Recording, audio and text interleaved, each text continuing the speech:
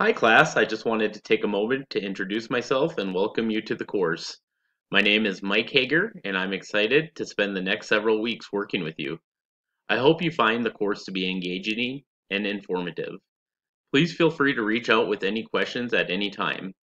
You can reach me through the course messages located on the left side bar menu toward the top or by calling me during my office hours.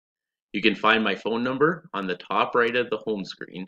I will always respond to you within 48 hours. However, I am generally able to respond much quicker through course messages or via text.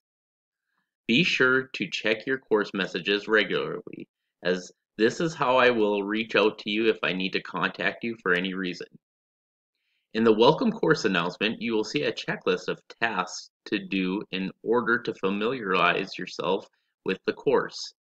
Be sure to review the course syllabus, calendar, and current discussions. The syllabus contains important class information. One thing I would like to point out is the college late policy. All assignments and discussions posts will receive a 10% grade deduction for each day they are late. Late discussion posts will not be accepted after 11:59 p.m. Central Standard Time on Saturday nights on the week it is due. Late assignments will not be accepted later than 1 week past the due date.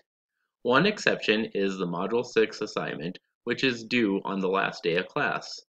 No late work will be accepted, including the Module 6 assignment, after the last day of the course, which is Saturday, March 17th. This week, there are 3 discussions to review. The first is the Student Lounge. Please post an introduction about yourself and respond to at least 2 of your peers. Especially in an online classroom, it is hard to get to know your peers. This is a perfect opportunity to get to know one another a little bit better. You'll be interacting with your peers weekly through discussions. Also, please read the posts in the general course questions and live student session discussions. You are not required to post anything to these 2 discussions. However, it is important to read my posts in each of them for important information. One unique way that Rasmussen helps create more community and discussion through live sessions.